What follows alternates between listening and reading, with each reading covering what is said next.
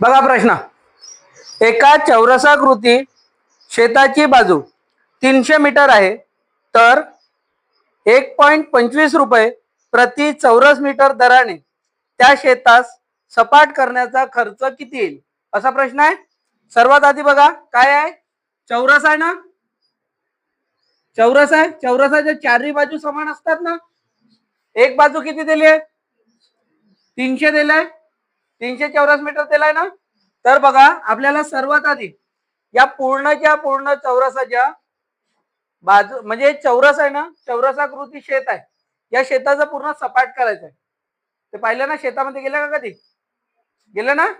त्या शेताला आपल्याला पूर्ण मशागत करायची आहे, सपाट करायचं आहे. तशा वेळेस सर्वात आधी आपल्याला या पूर्ण भागाचं क्षेत्रफळ माहित पाहिजे. त्याच्यासाठी आपण चौरसाचे क्षेत्रफळ बरोबर चौरसाचे क्षेत्रफळ काढावे लागेल. चौरसाचे क्षेत्रफळ बरोबर बाजूचा काय होते, वर्ग होता ना. बाजू किती दिली आहे, 300. 300 चा वर्ग किती येईल, 3 3 9, याचे डबल 0 द्या, 90,000 झालं सेंटीमीटरचा वर्ग, चौरस सेंटीमीटरचा वर्ग. त्याच्यानंतर आता काय म्हणत आहे, प्रत्येक चौरस मीटरला किती रुपये दरानं, 1 रुपया 25 पैसे म्हणत आहे. तर आपल्याला जे चौरस मीटर निघालाय क्षेत्रफळ 90,000, 1 2 3 4, त्याला 1 रुपये 25 पैशानं गुणाकार करा. बघा 1 2 3 4, इथं लिहून घ्या 4 0, 1 2 3 4 लिहिलं, गुणाकार करा. 9 5 45 चे आजचे आले 4, 9 दुने 18 4 22, आजचे आले 2. त्याच्यानंतर 9 1 9 2 11 झालं. त्याच्यानंतर बघा इथं किती संख्यानंतर पॉइंट आहे, 2 संख्यानंतर. तर इकडून 2 संख्यानंतर पॉइंट द्या, 1 आणि 2 आलं इथं पॉइंट. पॉइंट नंतर शून्याला व्हॅल्यू राहते का, नाही. तर मग हे शून्य मिटवून घ्या. किती आला आन्सर, 1,12,500 रुपये खर्च येईल त्याला. समजलं, सोपा होता ना प्रश्न. पहा, एक घोडा 10 मीटर लांबीच्या दोराने एका ठिकाणी बांधलेला आहे. तो ज्या भागामध्ये चरू शकेल त्या भागाचे क्षेत्रफळ काढा. बरोबर. तर बघा जसा इथं एक हा इथं बांधलाय, बरोबर. इथून हा दोरा समजा किती मीटरचा आहे, 10 मीटरचा हा दोरा आहे, बरोबर. आता इथं हा तो घोडा आहे, तर हा घोडा असा असा गोल गोल घुमू शकते ना, घुमल की नाही, बरोबर ना. समजा बरोबर वर्तुळ नाही निघाला, थांबा, वर्तुळ बरोबर काढ, बरोबर आहे. एवढा 10 इथून बांधला इथपर्यंत घोडा. तर हा घोडा जर चरल तर हा पूर्ण भाग क्षेत्रफळ घेरल ना, बरोबर ना. तर मग या हिशोबाने हा काय झाला, वर्तुळ झाला. तर आपल्याला या भागाचा किती भाग चरेल हा विचारलाय ना, तर याचा काढावा लागेल क्षेत्रफळ. वर्तुळाचे क्षेत्रफळ बरोबर बघा, वर्तुळाचे क्षेत्रफळ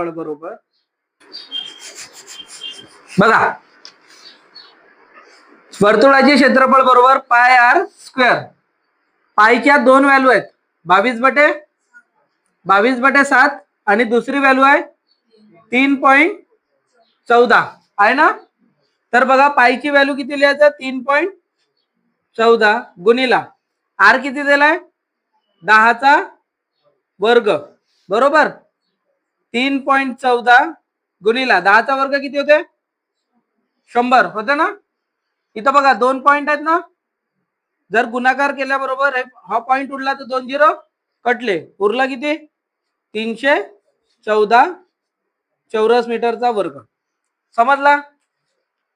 प्रश्न पहा, एका वर्तुळाकार मैदानाचा परिघ 528 मीटर आहे, तर 1.50 रुपये प्रति चौरस मीटर दराने त्या मैदानाची डागडुगी करण्याचा खर्च किती येईल म्हणतात, बरोबर.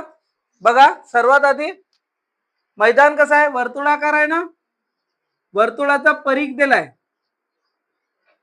वर्तुळाचे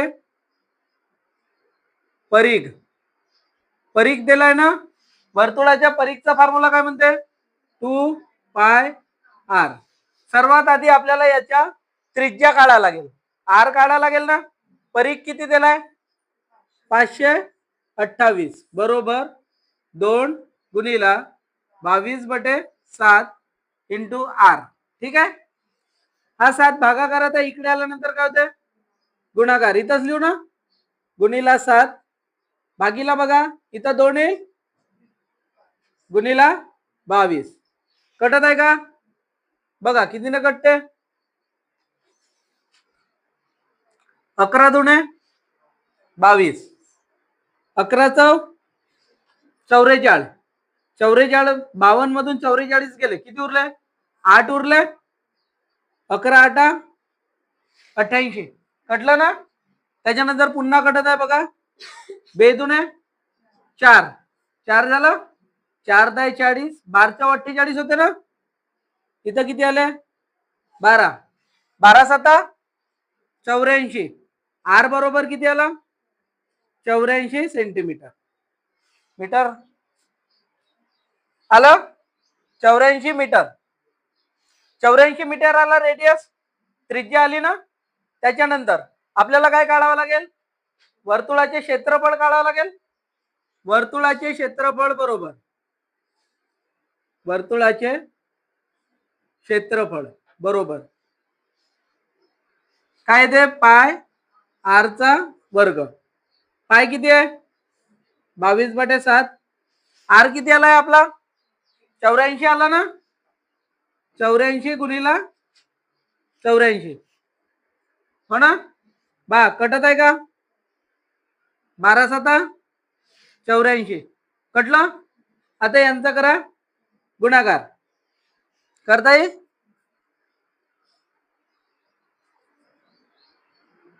12 × 48 8 आजचे आले 4, 12 8 96, 96 आणि 4 100 गुणिला 22. बघा 22 गुणिला 8 करा, 8 दुने 16 6, हातचा आला 1, 8 दुने 16 ने 1 17 बरोबर. 22 8 176 होते ना. 176 चे 6 हातचे आले किती 17, हा 0 आहे. 17 आले असते तर 7 इथं लिहिलं असतं, एक हातचा आला पुन्हा इथं 22 गुणिला 0 केलं तर 0 येते, आणि हा 1 होता आपल्याकडे, हा 1 176 झाला इथपर्यंत.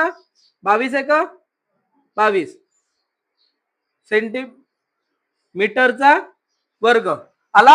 22,176 हा झाला याचा क्षेत्रफळ झालं. तर काय म्हणताय डागडुगीचा खर्च विचारलाय ना, तर खर्च बरोबर 22,176 गुणिला किती रुपये येत आहे 1.50 रुपीज बरोबर. सर्वात आधी 15 नको ना, 0 लिहून ठेवू आपण. ठीक आहे, इथं देऊन देतो बरोबर 0. आता बघा पॉइंट नंतर विचार करू. ठीक आहे. 15 छक 90, आजचे आले 9 आलं. त्याच्यानंतर पहा 15 छक 90, 15 7 105, 105 होते ना. 105 आणि 9 किती झाले 114, 14 चे 4 हातचे आले 11, 15 1 15, 15 आणि 11 26, 26 चे हातचे आले 2. त्याच्यानंतर 15 दुने 30, 30 आणि 2 32, हातचे आले 3, 15 दुने 30, 30 आणि 3 33. बघा किती संख्यानंतर पॉइंट आहे 2, इथं 2 संख्यानंतर पॉइंट दिला, हे 0 कॅन्सल होतील ना. खर्च किती आला 33,264 रुपये. समजलं, समजलं ना.